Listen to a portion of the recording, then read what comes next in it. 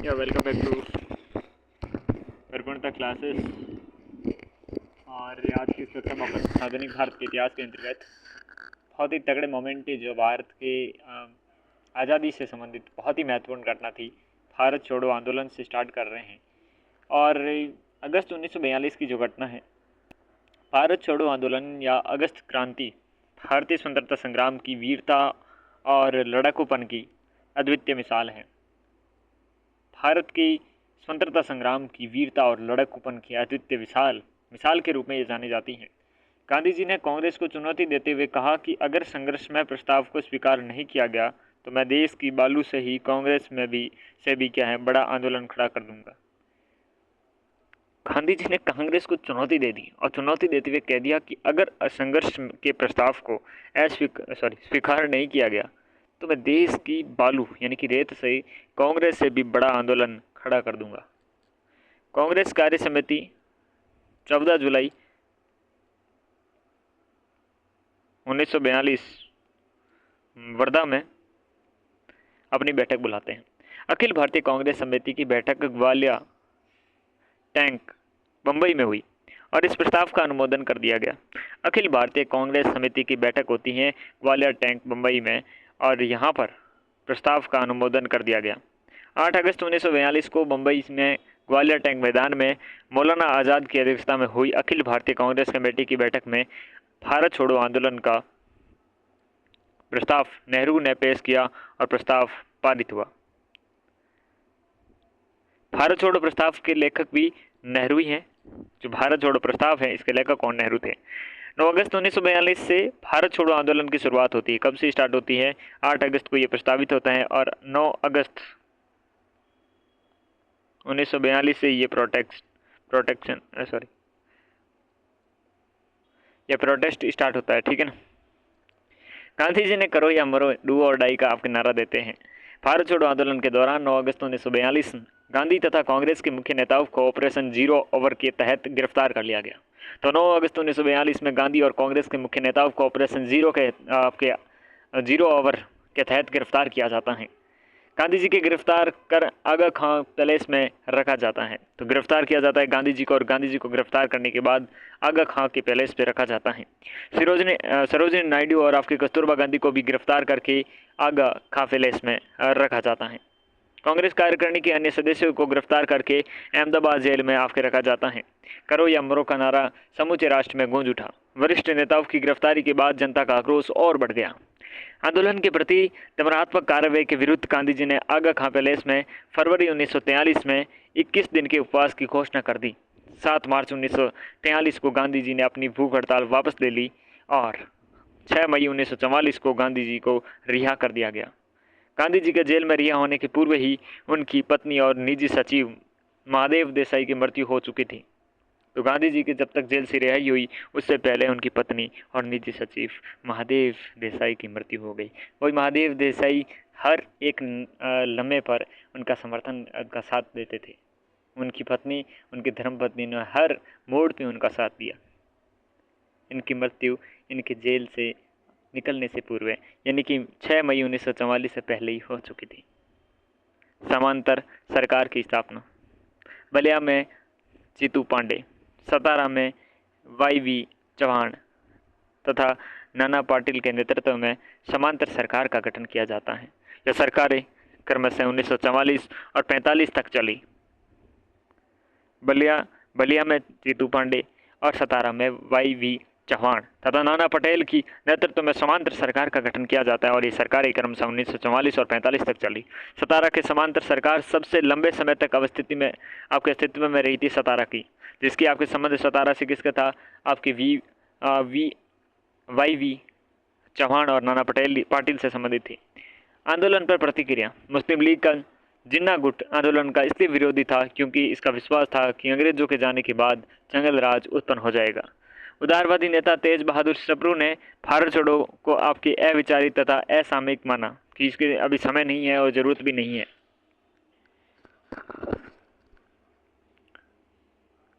तो सप्रू ने क्या है भारत छोड़ो आंदोलन को अविचारी तथा असामयिक बताया। CR फार्मूला और राजाजी फार्मूला 1944। क्या था CR फार्मूला या राजाजी फार्मूला? राजगोपालाचारी जो मद्रास के एक प्रभावशाली नेता थे, कांग्रेस और जो मुस्लिम लीग थी उसके मध्य समझौता पूर्ण पक्षधर थे कि उनके बीच में यह समझौता हो जाना चाहिए। राजगोपालाचारी जो मद्रास के एक प्रभावशाली नेता थे, ठीक है ना। वेवेल वेवेल योजना और शिमला सम्मेलन 1945। अक्टूबर 1943 में लिनलिथगो की जगह लॉर्ड वेवेल भारत के वायसराय बनते हैं। पहले लिनलिथगो थे जब 1935 का भारत शासन अधिनियम आता है, तो फिर अक्टूबर 1943 में इनकी जगह पर लॉर्ड वेवेल भारत के वायसराय बनकर आते हैं। 14 जून 1945 को वेवेल द्वारा वेवेल योजना प्रस्तुत की गई, ठीक है ना। और एक सेकेंड, 1943 अक्टूबर 1943 में आते हैं, ठीक है ना। और फिर 14 जून 1945 को वेवेल द्वारा वेवेल योजना प्रस्तुत की जाती है। केंद्र में एक नई कार्यकारी परिषद का गठन हो और जिसमें वायसराय और कमांडर इन चीफ के अलावा 7 सदस्य भारतीय हो। तो भाई केंद्र में तो एक कार्यकारी परिषद होनी चाहिए और जिसमें वायसराय और कमांडर इन चीफ के अलावा सारे भारतीय होने चाहिए। वेवेल योजना पर विचार पर विमर्श हेतु जून 1945 में शिमला सम्मेलन होता है, ठीक है ना। और 21 भारतीय राजनीतिक नेताओं ने हिस्सा लेते हैं। कांग्रेस की तरफ से मौलाना अब्दुल कलाम आज़ाद तथा मुस्लिम लीग की तरफ से जिन्ना इसके प्रतिनिधित्व किया गया था। सम्मेलन में जिन्ना चाहते थे कि वायसराय की कार्यकारिणी परिषद में सभी मुस्लिम सदस्य लीग से ही लिए जाए, क्योंकि मुस्लिम लीग ही सभी मुसलमानों की एकमात्र प्रतिनिधि संस्था है। ये सम्मेलन की असफलता का प्रमुख कारण बना। यह जिन्ना की तुच्छ सोच के कारण क्या होता है, यह असफल हो जाता है। भारत में 1945 के चुनाव होते हैं। द्वितीय विश्व युद्ध के समाप्त होने के बाद ब्रिटेन में चर्चिल के स्थान पर लेबर पार्टी के सदस्य आपके क्लीमेंट एटली क्या प्रधानमंत्री बनते हैं। कौन बनता है? क्लीमेंट एटली। क्लीमेंट एटली है, ये एटली प्रधानमंत्री बनते हैं। और दिसंबर 1945 में भारत में केंद्रीय विधानमंडल के आम चुनाव हुए। तो दिसंबर 1945 में भारत में केंद्रीय विधानमंडल के आम चुनाव होते हैं और केंद्रीय विधानमंडल में कांग्रेस को 102 में से 57 सीटें प्राप्त होती हैं। प्रांतीय विधानमंडलों के चुनाव 1946 में प्रथम 3 महीनों में संपन्न हुए और प्रांतीय चुनाव में बंगाल, सिंध और पंजाब को छोड़कर अन्य प्रांतों में कांग्रेस का बहुमत मिल जाता है। तो बंगाल, सिंध और पंजाब में नहीं मिलता। मुस्लिम लीग को बंगाल और सिंध में आपके बहुमत प्राप्त होता है। Cabinet mission 1946। फरवरी 1946 में लेबर पार्टी के नवनिर्वाचित नेता एटली ने भारतीय नेताओं से अनौपचारिक स्तर पर बातचीत करने के लिए एक संसदीय दल कैबिनेट मिशन को भारत भेजा था। 24 मार्च 1946 को कैबिनेट मिशन भारत आता है। कब आता है? 24 मार्च को। मार्च के महीने में 1942 में क्रिप्स मिशन आया था और यहाँ पर ये मार्च के महीने में 1946 में कैबिनेट मिशन आता है। सदस्यों में आपके स्टीफन क्रिप्स था जो व्यापारी बोर्ड अध्यक्ष था, और एवी अलेक्जेंडर है जो नौसेना मंत्री हैं, पैथिक लॉरेंस है जो भारत सचिव हैं। तो पैथिक लॉरेंस, एवी अलेक्जेंडर और सर स्टीफन क्रिप्स ये प्रमुख रूप से आते हैं। कैबिनेट मिशन के प्रमुख प्रावधान में देखें तो कैबिनेट मिशन ने पृथक पाकिस्तान की मांग को अस्वीकृत कर दिया था कि कोई भी पाकिस्तान टुच्चा वुच्चा नहीं मिलेगा आपको। ब्रिटिश भारत और देसी राज्यों को मिलाकर एक अखिल भारतीय संघ का निर्माण होना चाहिए। तो ब्रिटिश भारत है, साथ में देसी राज्य हैं, इनको मिलाकर ये एक अखिल भारतीय संघ का निर्माण होना चाहिए। तो ब्रिटिश भारत और देसी राज्यों को मिलाकर एक अखिल भारतीय संघ का निर्माण करने की योजना आती है। साथ में कैबिनेट मिशन ने एक अंतरिम सरकार के गठन की सुझाव दिया था कि एक अंतरिम सरकार का आपके गठन कर लेना चाहिए आपके द्वारा, ठीक है ना। संविधान सभा का चुनाव 1946 उससे पहले अपन ने जीता पड़ा है, उसके बारे में फास्ट रिवीजन करते हैं। तो हमने बात करी थी भारत छोड़ो आंदोलन की शुरुआत करती है अपन ने अगस्त 1942 में, ठीक है ना। 14 जुलाई 1942 में वर्धा से अपनी बैठक बुलाई गई कांग्रेस कार्य समिति ने। अखिल भारतीय कांग्रेस समिति की बैठक ग्वालियर टैंक बम्बई में हुई, जहां पर इस प्रस्ताव पर अनुमोदन आपके कर दिया गया। 8 अगस्त 1842 में मुंबई में ग्वालियर टैंक मैदान में 8 अगस्त 1942 में मुंबई में ग्वालियर टैंक मैदान में मौलाना आज़ाद की अध्यक्षता में मौलाना आज़ाद की अध्यक्षता में अखिल भारतीय कांग्रेस कमेटी की बैठक में अंग्रेजों भारत छोड़ो का प्रस्ताव नेहरू ने पेश किया। और ये आपके क्या हैं, जिसका लेखक कौन है? नेहरू ही हैं। 9 अगस्त 1942 को भारत छोड़ो आंदोलन की शुरुआत होती है। डू और डाई, करो या मरो का नारा देते हैं गांधी जी। और साथ में भारत छोड़ो आंदोलन के दौरान 9 अगस्त 1942 को गांधी तथा कांग्रेस के मुख्य नेताओं को ऑपरेशन जीरो आवर के तहत गिरफ्तार कर लिया जाता है। गांधी जी की गिरफ्तारी करके आगा खां के पैलेस में रखा जाता है। साथ में नायडू और आपकी कस्तूरबा गांधी को गिरफ्तार करके ही आगा खां पैलेस में रखा जाएगा, ठीक है, रखा जाता है। फिर आपके अन्य सदस्यों की गिरफ्तारी भी होती है। अहमदाबाद जेल में रखा जाता है उनको। करो या मरो का नारा समूचे राष्ट्र में गूंज उठा। वरिष्ठ नेताओं की गिरफ्तारी के बाद जनता का आक्रोश और बढ़ गया। आंदोलन के प्रति दमनात्मक कार्रवाई के विरुद्ध गांधी जी के आगा खां पैलेस में फरवरी 1943 में 21 दिन के उपवास की घोषणा कर देते हैं और 7 मार्च 1943 को गांधी जी अपनी भूख हड़ताल वापस ले लेते हैं। 6 मई 1944 को जब आज़ादी मिलती है, जेल से रिहाई मिलती है किसको, गांधी जी को, तब तक के लिए बहुत देरी हो गई थी। गांधी जी के जेल में रिहा होने से पूर्व ही उनकी पत्नी और उनके निजी सचिव महादेव देसाई की मृत्यु हो जाती थी। समांतर सरकार की स्थापना होती है। बलिया में जीतू पांडे की नेतृत्व में और सतारा में आपके YV चौहान और साथ में नाना पटेल के नेतृत्व में समांतर सरकार का गठन होता है। इनकी सरकारें क्रमशः 1944 व 45 तक चलती हैं। सतारा की समांतर सरकार सबसे लंबे समय तक अस्तित्व में रहती है। आंदोलन पर प्रतिक्रिया विभिन्न प्रकार की रहती है, लेकिन यहाँ पर तेज बहादुर सप्रू और आपके साथ ही में मुस्लिम लीग के नेता जिन्ना गुट की तरफ से कुछ खास आपके रिस्पॉन्स नहीं मिलता। जंगल राज की उत्पन्न हो जाएगा, ऐसे वैसी बातें करते हैं। CR फार्मूला या राजाजी फार्मूला 1944 देखा, जो राजा गोपालाचारी जो मद्रास के एक प्रभावशाली नेता जिन्होंने कांग्रेस और मुस्लिम लीग के मध्य समझौते के पूर्ण पक्षधर थे, और जो CR फार्मूला और राजाजी फार्मूला 1944 कहलाता है। वेवेल योजना तथा शिमला सम्मेलन 1945। अक्टूबर 1943 में लिनलिथुको की जगह लॉर्ड वेवेल भारत के वायसराय बनते हैं और 14 जून 1945 को वेवेल द्वारा वेवेल योजना प्रस्तुत की जाती है। जो बात करते हैं कि केंद्र में एक नई कार्यकारी परिषद का गठन होगा जिसमें वायसराय और कमांडर इन चीफ के अलावा सारे सदस्य आपके भारतीय होंगे। वेवेल योजना पर विचार विमर्श हेतु जून 1945 में शिमला सम्मेलन का आयोजन होता है और 21 भारतीय राजनीतिक नेताओं ने हिस्सा लिया जाता है। कांग्रेस की तरफ से मौलाना अबुल आपके कलाम आज़ाद तथा मुस्लिम लीग की तरफ से जिन्ना ने प्रतिनिधित्व किया था। सम्मेलन में जिन्ना चाहते थे कि वायसराय की कार्यकारिणी समिति में सभी मुस्लिम सदस्य लीग से ही हो जाए, क्योंकि मुस्लिम लीग ही सभी मुसलमानों की एकमात्र प्रतिनिधि की संस्था थी। ये बहुत बड़ा वहम और बहुत बड़ी गलतफहमी थी इनकी तरफ से, क्योंकि क्या ये आपके आज़ाद हैं, ये आज़ाद मुसलमान नहीं है, तो ये टुच्ची हरकत ही आप सफलता का कारण बनती है। भारत में 1945 के चुनाव होते हैं। द्वितीय विश्व युद्ध के समाप्त होने के बाद आपके 1945 के चुनाव में ब्रिटेन में चर्चिल के स्थान पर लेबर पार्टी के सदस्य क्लीमेंट एटली प्रधानमंत्री बनते हैं। तो क्लीमेंट एटली प्रधानमंत्री बनते हैं। दिसंबर 1945 में भारत में केंद्रीय विधानमंडल के आम चुनाव हुए। केंद्रीय विधानमंडल में कांग्रेस को 102 में से 57 सीटें प्राप्त होती है, 57 सीटें प्राप्त होती है इन 102 के अंदर। प्रांतीय विधानमंडल के चुनाव 1946 में होते हैं। सिंध, बंगाल और पंजाब के अलावा कांग्रेस का बहुमत आता है और मुस्लिम लीग को बंगाल और सिंध के बहुमत प्राप्त हो जाता है।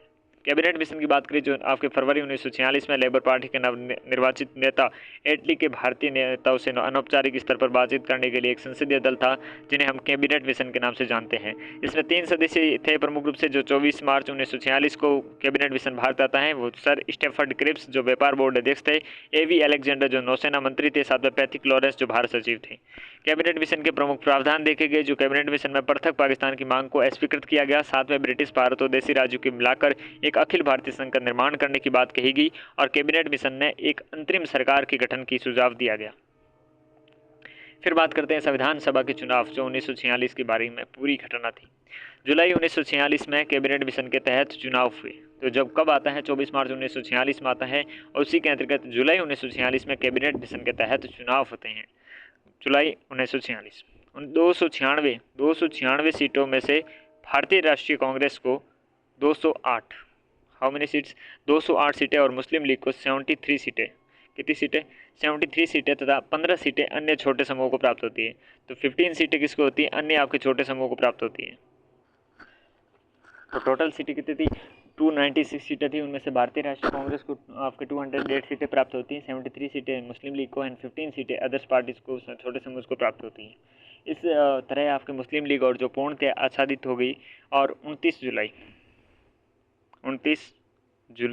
1946 को कैबिनेट मिशन योजना को अस्वीकार कर दिया और 16 अगस्त को सीधी कार्रवाई दिवस मना दिया। तो 16 अगस्त को सीधी कार्रवाई दिवस मनाते हैं, ठीक है ना। और क्या करते हैं, अस्वीकृत करते हैं 19 जुलाई 1946 को और 16 अगस्त को सीधी कार्रवाई दिवस मनाते हैं मुस्लिम लीग के द्वारा।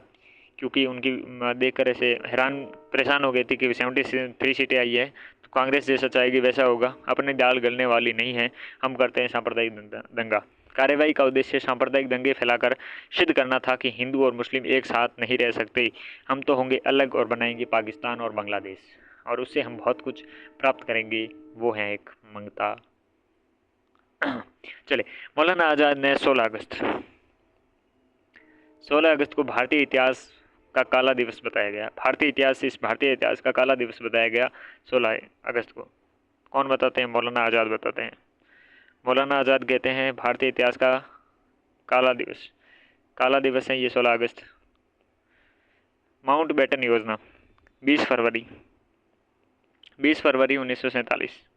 20 फरवरी 1947 को ब्रिटिश प्रधानमंत्री क्लेमेंट एटली ने हाउस ऑफ काउंसिल में ये घोषणा की कि अंग्रेज 30 जून 1948 तक भारतवासियों को सत्ता सौंप देंगे।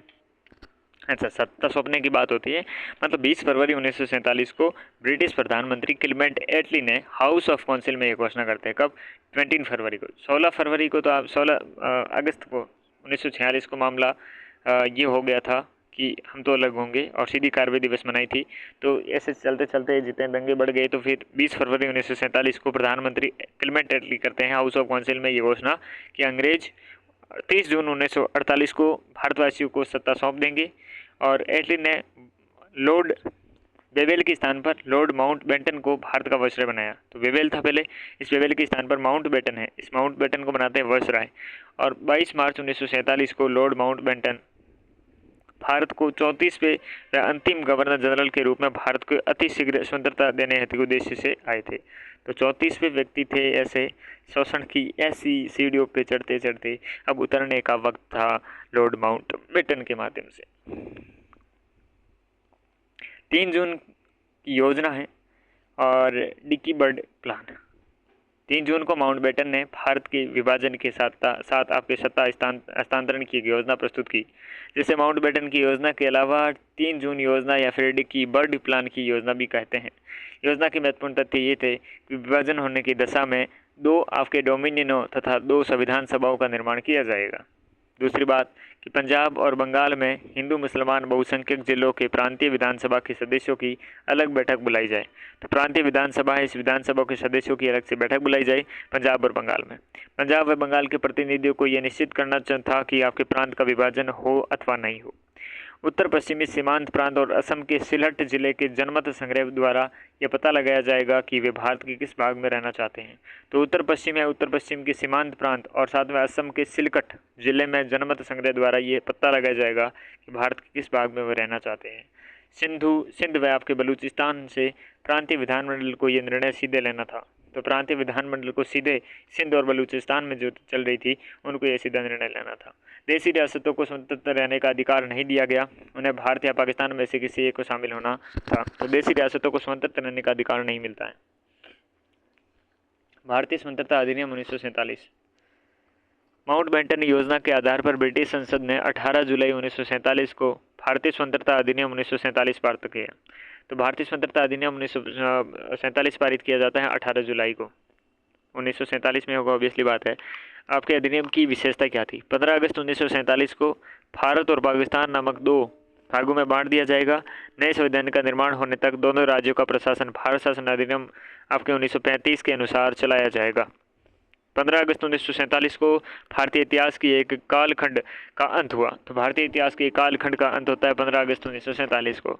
लॉर्ड माउंट बेटन को स्वतंत्र भारत का प्रथम ब्रिटिश आपके गवर्नर जनरल बनाया गया और नेहरू जी को प्रधानमंत्री। तो लॉर्ड माउंट बेटन को आपके स्वतंत्र भारत का प्रथम ब्रिटिश गवर्नर जनरल, ठीक है ना जी, गवर्नर जनरल बनाया जाता है ब्रिटिश, और नेहरू जी को प्रधानमंत्री। 14 अगस्त 1947 को जिन्ना पाकिस्तान के प्रथम गवर्नर जनरल बने। तो 14 अगस्त 1947 को पाकिस्तान के प्रथम गवर्नर जनरल बनते हैं कौन? आपके जिन्ना बनते हैं, ठीक है ना। तो अब तक की बातें वापस रिवीजन करनी ही पड़ेगी, ऑब्वियसली बात है भाई साहब। काला पीला दिवस हो रहा था, संविधान सभा का चुनाव है, ठीक है ना। कैबिनेट मिशन का प्रावधान हमने देखा, ठीक, ओके। यहाँ से देखते हैं, संविधान सभा का चुनाव देखते हैं। ओके, जुलाई 1946 में कैबिनेट मिशन के तहत चुनाव होते हैं और 296 सीटों पर चुनाव होते हैं। 73 सीटें मुसलमान लीग को, 208 कांग्रेस को और 15 अन्य सीटों प्राप्त होती हैं अन्यों को। 29 जुलाई 1946 को कैबिनेट मिशन योजना को अस्वीकार कर दिया जाता है, किसके द्वारा? मुस्लिम लीग के द्वारा। 16 अगस्त को सीधी कार्यवाही दिवस मनाई जाती है। चुनाव कंप्लीट कब होते हैं? चुनाव कंप्लीट होते हैं जुलाई में ही, और 29 जुलाई को कैबिनेट मिशन योजना को क्या है? स्वीकार कर दिया जाता है। 16 अगस्त को सीधी कार्यवाही दिवस मनाई जाती है। कार्यवाही का उद्देश्य सांप्रदायिक दंगे फैलाकर क्या करना था? ये सिद्ध करना था कि हिंदू और मुसलमान एक साथ नहीं रह सकते। मौलाना आज़ाद ने 16 अगस्त को भारतीय इतिहास का काला दिवस मनाया और बहुत ही अच्छी बात कही। माउंटबेटन योजना आती है फिर 20 फरवरी 1947 को ब्रिटिश प्रधानमंत्री क्लेमेंट एटली ने हाउस ऑफ काउंसिल में ये घोषणा करते हुए क्या कहा था कि 30 जून 1948 तक भारतवासियों को सत्ता सौंप दी जाएगी, और लॉर्ड वेवेल के स्थान पर लॉर्ड माउंटबेटन को भारत का वायसराय बनाकर 22 मार्च 1947 को माउंटबेटन भारत के 34वें व अंतिम गवर्नर जनरल के रूप में भारत को अतिशीघ्र स्वतंत्रता देने के लिए आते हैं। और 3 जून योजना, जिसे डिक्की बर्डी प्लान योजना कहते हैं, ठीक है ना, सत्ता हस्तांतरण करना था और विभाजन करना था। और महत्वपूर्ण तथ्य ये निकल के आते हैं कि विभाजन होने के समय 2 डोमिनियन तथा 2 संविधान सभाओं का निर्माण किया जाएगा। पंजाब और बंगाल में हिंदू मुसलमान बहुसंख्यक जिले हैं, उनके प्रांतीय विधानसभा के सदस्यों का अलग अलग बैठक बुलाई जाएगी। तो पंजाब और बंगाल है, उसमें हिंदू मुसलमान के बहुसंख्यक जिले हैं, उसके प्रांतीय विधानसभा के सदस्यों की अलग अलग बैठक बुलाई जाएगी। पंजाब और आपके बंगाल प्रतिनिधियों को एक निश्चित करना था कि प्रांत का विभाजन हो या अथवा नहीं हो, ठीक है ना। उत्तर पश्चिमी आपके सीमांत हो गया, असम के सिलहट हो गया, वहाँ के जिले में जनमत का संग्रह करके द्वारा ये पता लगाया जाएगा कि वे भारत के किस भाग में रहेंगे। सिंध और बलूचिस्तान के प्रांतीय विधानमंडल को यह निर्णय देना सीधे आपके लेना था। देसी रियासतों को स्वतंत्र रहने का अधिकार नहीं था और भारत पाकिस्तान में से किसी एक राज्य में शामिल होना था, ठीक है ना। भारतीय स्वतंत्रता अधिनियम आता है 1947, जो 18 जुलाई 1947 को भारतीय स्वतंत्रता अधिनियम 1947 पारित होता है। कहाँ पर? ब्रिटिश आपके संसद में, जो कि आपकी माउंटबेटन योजना के आधार पर ही था। ओके, तो अधिनियम की विशेषता देखें तो 15 अगस्त 1947 को भारत और पाकिस्तान नामक 2 आपके भागों में बांट दिया जाएगा, ठीक है ना। और नए संविधान का निर्माण होने तक दोनों राज्यों का शासन किस पे चलेगा? भारत शासन का अधिनियम 1935 के अनुसार चलेगा। 15 अगस्त 1947 को इस कालखंड का मतलब खत्म होता है। फिर आपके माउंटबेटन को स्वतंत्र भारत का ब्रिटिश गवर्नर जनरल बनाया जाता है, नेहरू जी को प्रधानमंत्री बनाया जाता है। 14 अगस्त 1947 को जिन्ना पाकिस्तान के प्रथम गवर्नर जनरल बनते हैं। उसके बाद कहानी बनती है 1935 के अन्य महत्वपूर्ण तथ्य आप देखते हैं। 1935 का अधिनियम ब्रिटिश संसद के द्वारा पारित अब तक का सबसे बड़ा अधिनियम था, हमें सबको पता है, जिसमें 321 धाराएं थी, 19 परिशिष्ट थे। धारा कितनी थी? 321 थी। ओके, 19 परिशिष्ट थे। ओके, ये अंग्रेजों के द्वारा भारत पर लागू किया गया अंतिम संवैधानिक प्रयास था। तो अंतिम संवैधानिक प्रयास था जो अंग्रेजों के द्वारा भारत में लागू किया गया था, और इस पर सबसे लंबे समय तक आपके कार्य कर रहा था। 1935 के अधिनियम द्वारा बर्मा को भारत से पृथक किया गया और आपके अदन को ब्रिटिश सरकार और भारत के नियंत्रण से मुक्त कर दिया गया। तो 1935 के अधिनियम के द्वारा बर्मा को तो भारत से किया गया अलग, और साथ में अदन को ब्रिटिश सरकार तथा भारत के नियंत्रण से मुक्त कर दिया गया था। 1935 के अधिनियम को जवाहरलाल नेहरू ने ऐसा यंत्र कहा, ट्रेन बताया जिसकी क्या है, इंजन ही नहीं है, तो बिना इंजन का मामला था ये। 1935 का अधिनियम 9वें भाग द्वारा संघीय लोक सेवा आयोग एवं प्रांतीय लोक सेवा आयोग की स्थापना की गई। तो 9वां भाग था। इस 9वें भाग के मामले में क्या था कि लोक सेवा आयोग और प्रांतीय लोक सेवा आयोग का स्थापना की जाती है। अब बात करते हैं प्रमुख व्यक्तित्व में, जवाहरलाल नेहरू जी की बात करते हैं। इंपॉर्टेंट है, जवाहरलाल नेहरू जी का जन्म 1889 में होता है, वो भी आपके 14 नवंबर को होता है। 14 नवंबर को होता है, इलाहाबाद में इनका जन्म होता है। बाल दिवस के रूप में मनाया जाता है, इनके जन्म दिवस को बाल दिवस के रूप में मनाया जाता है, क्योंकि बच्चों को बहुत पसंद करते थे ये, और बच्चे भी इन्हें बहुत पसंद करते थे, तभी इन्हें चाचा नेहरू के नाम से जानते थे, ठीक है ना। इनके पिता का नाम मोतीलाल नेहरू था और इलाहाबाद के प्रसिद्ध वकील थे। प्रारंभिक शिक्षा घर पर ही हुई थी। औपचारिक शिक्षा प्राप्त करने के लिए 1905 में ये औपचारिक शिक्षा लेने के लिए कहाँ जाते हैं? इंग्लैंड जाते हैं। पिता तो अच्छे खासे वेल सेटल्ड व्यक्ति थे। 1905 से लेकर 1912 तक आपके इंग्लैंड में शिक्षा ग्रहण करते हैं। तो एजुकेशन का यहाँ पर का मामला होता है 1905 से लेकर 1912 तक ही इंग्लैंड में ही प्राप्त करते हैं, ठीक है। और प्रारंभ में इंग्लैंड में हेरो स्कूल में शिक्षा प्राप्त की, बाद में आपकी कैम्ब्रिज विश्वविद्यालय में शिक्षा ग्रहण करते हैं। तो पहले हेरो में थे, हेरो स्कूल से, फिर बाद में उच्च शिक्षा प्राप्त करने के लिए कैम्ब्रिज विश्वविद्यालय चले गए थे।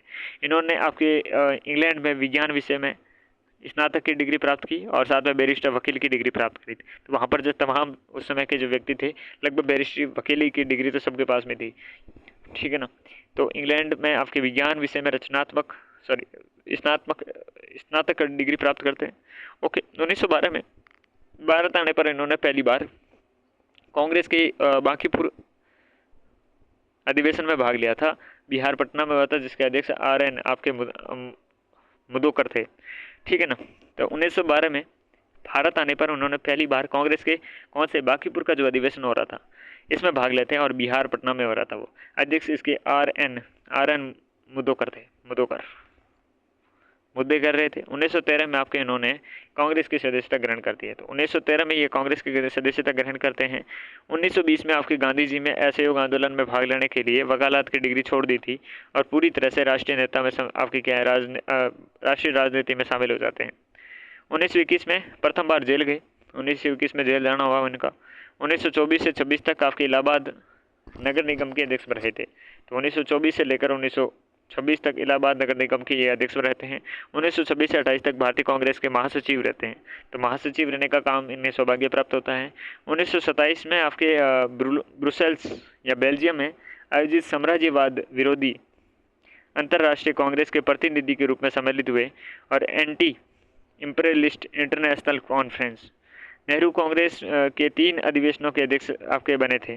पहले तो लाहौर अधिवेशन जो 1929 में होता है, जो बहुत ही प्रसिद्ध अधिवेशन है, जिसपे आपके मोतीलाल नेहरू की वो जो आपके लाया जाता है नेहरू के उनके रिपोर्ट को आपके खारिज किया जाता है। अप्रैल 1936 में लखनऊ अधिवेशन होता है 1936 में। तो 1936 के लखनऊ अधिवेशन में प्रमुख रूप से ये अध्यक्ष रहते हैं। वहीं दिसंबर 1936 में फैजपुर अधिवेशन होता है, प्रथम ग्रामीण अधिवेशन था फैजपुर अधिवेशन जो 1936 में होता है। और अप्रैल महीने में तो वो बड़ा हुआ था लखनऊ का, तो ये होता है दिसंबर के महीने में। तो दैट्स इज ऑब्वियस। 1946 में कुछ समय के लिए आपके कांग्रेस के अध्यक्ष बने थे। कब? 1946 में। और सर्वाधिक बार कांग्रेस के अध्यक्ष बनने वाले अध्यक्ष थे। तो सर्वाधिक बार ये अध्यक्ष बनने वाले व्यक्ति थे। 1929 में लाहौर अधिवेशन में नेहरू के नेतृत्व में पहली बार पूर्ण स्वराज्य की मांग की गई थी।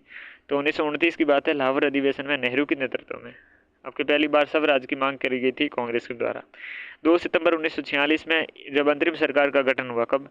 2 सितंबर 1946 में, तब आपके क्या हैं नेहरू को कार्यकारी परिषद के उपाध्यक्ष बने थे। तो नेहरू ये कार्यकारी परिषद थे, इस कार्यकारी परिषद के उपाध्यक्ष बनते हैं। और अध्यक्ष कौन बना था? स्वर्गीय श्री आपके गुलजारी। तो क्या चीज़ इंपॉर्टेंट बनती है अपने पहले इनको कंप्लीट करते, फिर रिवीजन करते, फिर एंड करते हैं। चलिए ओके। तो 2 सितंबर 1946 को क्या अंतरिम सरकार का गठन होता है, नेहरू कार्यकारी परिषद के उपाध्यक्ष बनते हैं। और आपके अध्यक्ष कौन बनते हैं? अध्यक्ष बनते हैं अपने स्वयं आपके गवर्नर जनरल थे, ठीक है ना। और संविधान सभा के सदस्य में पंडित नेहरू संघ शक्ति समिति, संघ संविधान समिति और राज्य समिति के अध्यक्ष बनते हैं। संविधान सभा के सदस्य के रूप में संघ आपकी क्या है? शक्ति समिति। संघ को शक्ति मिलेगी प्रधानमंत्री से, ठीक है ना। तो संघ को शक्ति संघ के संविधान से मिलती है और राज्य समिति के अध्यक्ष बने, तो फिर राज्य भी इसका काम में करता है। तो संघ की शक्ति संविधान के द्वारा प्रदत्त, राज्य की समिति भी इसको इस्तेमाल करती है, ऐसा करके याद रखना होगा। देश स्वतंत्र होने पर भारत के प्रथम प्रधानमंत्री बनते हैं। इस पद पर आपके 15 अगस्त 1947 से लेकर 27 मई, जब तक इनकी मृत्यु नहीं हो जाती, 1964 तक रहते हैं। मृत्यु पर्यंत रहते हैं, अर्थात कुल 17 वर्ष रहते हैं। और साथ में 1955 में भारत रत्न प्राप्त होता है। तो जीवन में ही जब तक ये जिंदा थे तब तक इनको भारत रत्न मिल जाता है। और 1938 में इन्होंने आपकी क्या है अंग्रेजी भाषा में नेशनल हेराल्ड समाचार पत्र का प्रकाशन किया था। तो 1938 में इन्होंने अंग्रेजी भाषा में क्या था? नेशनल हेराल्ड समाचार पत्र का प्रकाशन किया था। इनकी पुस्तकें देखते हैं अपनी। डिस्कवरी ऑफ इंडिया इनकी पुस्तक थी जो 1944 में लिखी गई थी अहमदाबाद जेल में। अहमदाबाद जेल से इनकी डिस्कवरी ऑफ इंडिया निकलती है 1944 में। 1944 से निकलती है और अहमदाबाद जेल से निकलती है, ठीक है ना। जेल में कब थे? जब आपके भारत छोड़ो आंदोलन मूवमेंट चल रहा था, उसके अंतर्गत थे। विश्व इतिहास की झलक 1934 में। आपके गिल्समेज ऑफ वर्ल्ड हिस्ट्री, इस पुस्तक में नेहरू द्वारा आपके इंदिरा गांधी को लिखे गए पत्रों का समावेश भी है। तो इसमें आपके नेहरू द्वारा इंदिरा गांधी को जो लिखे गए पत्र थे उनका समावेश है। विश्व इतिहास की झलक। सोवियत संघ है जो 1928 में लिखा गया, 1928 में सोवियत संघ। पिता के पत्र पुत्री के नाम 1929 में लिखे जाते हैं। और a bunch of old letter his father to his daughter.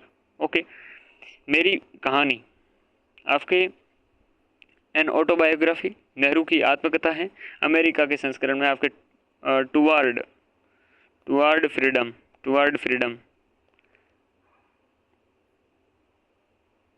ठीक है ना, आज़ादी की ओर नाम से जाना जाता है। हिंदुस्तान और ये विश्व, हिंदुस्तान में 18 महीने, चीन, स्पेन और ये विश्व, हिंदुस्तान की एकता।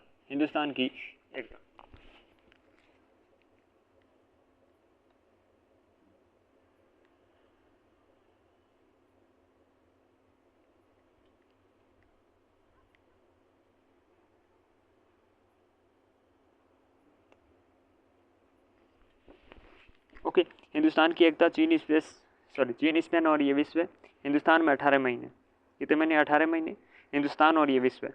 ओके, कथन देखिएगा, हराम हराम है, आराम करोगे तो हराम होगा। ओके, आराम हराम है। कोई राष्ट्र स्वावलंबी नहीं, सभी एक दूसरे पर निर्भर है। कोई भी राष्ट्र स्वावलंबी नहीं है, सभी एक दूसरे पर निर्भर हैं। और ये एकदम मपातुला, बहुत ही सटीक ये बात कहते हैं, क्योंकि आज भी हम देखते हैं कोई भी राष्ट्र अब स्वावलंबी नहीं है भाई, एक दूसरे पर तो निर्भर है। चाहे अपनी शक्ति का विस्तार से लेकर भूख हो, चाहे पेट भरने तक की बात हो। हमारा दुश्मन इंग्लैंड नहीं बल्कि साम्राज्यवाद है। साम्राज्यवाद हमारा दुश्मन है, इंग्लैंड नहीं। राज्य व्यक्ति के लिए है, व्यक्ति राज्य के लिए नहीं है। तो ये बात इंपॉर्टेंट बात, वैसे भी ये महान व्यक्तियों की बातों में से कॉपीड बात लगती है, लेकिन सटीक बात कहते हैं कि राज्य व्यक्ति के लिए नहीं है, राज्य व्यक्ति के लिए है, व्यक्ति राज्य के लिए नहीं है। हम आग से खेलने जा रहे हैं, दो धारी तलवार का प्रयोग करने जा रहे हैं, जिसकी चोट उल्टी हम पर भी पड़ सकती है, परंतु मजबूर हैं।